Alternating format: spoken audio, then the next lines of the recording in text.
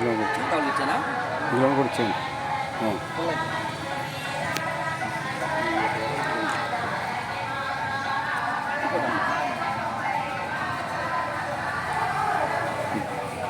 సరే అండి చూడండి ఇవ్వడం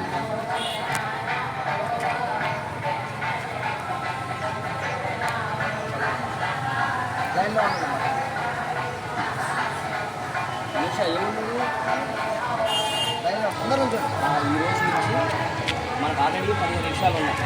15 నిమిషాలు కూడా మనం మైక్ ఇస్తాం, సింగిల్ బ్యాటరీ మైక్. ఇప్పుడు టెస్టింగ్ పర్పస్ 5 మైక్ ఇచ్చాం.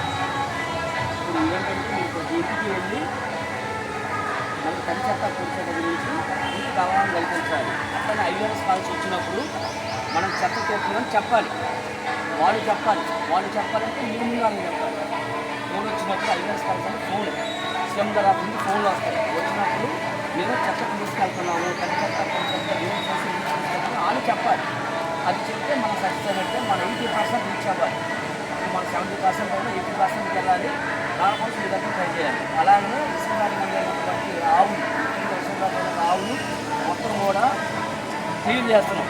వీళ్ళందరికీ కూడా పబ్లిక్ ఎవరైతే ఆవులు యజమానులు ఉన్నారో వాళ్ళందరికీ చెప్పేది ఏంటంటే ఈ వారం రోజుల లోపల మీ యొక్క ఆవుల్ని ఇప్పుడు బంధువుల్లో పెడుతున్నాం. అన్ని ఆవుల్ని కూడా విశ్వంపేట చివరిన SWP షెడ్ ఉంది, జూనియర్ కాలేజ్ దగ్గర, అక్కడ పెడుతున్నాము.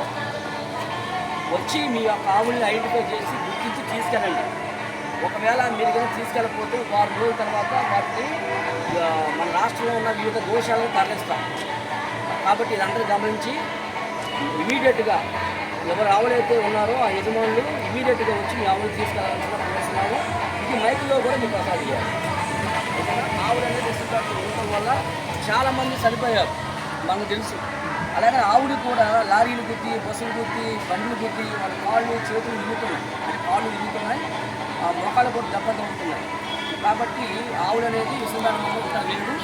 ఇది లేకుండా చేయడానికి SI గారు, నేను, MRO గారు, అలాగే ఇతర గోశాల కొంతమంది ఉన్నారు, వాటి పెద్దలు కృషి చేస్తున్నారు.